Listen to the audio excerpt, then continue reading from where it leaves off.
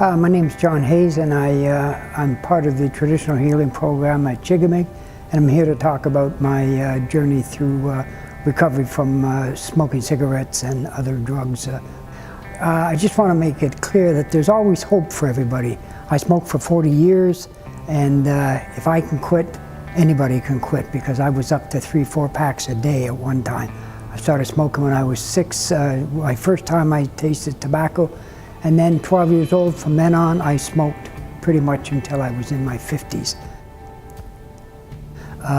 There's all kinds of tools out there for helping us get off, never give it up. Meditation is one of them. I mentioned that earlier in the day. That's a great tool to have in your toolbox, if I can use that expression.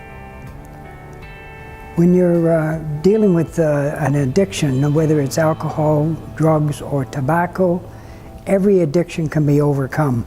I've overcome all 3 of those in my life, and there's nothing that can't be overcome. There's no habit that can't be broken, and there's no hill that can't be climbed. So never give up hope.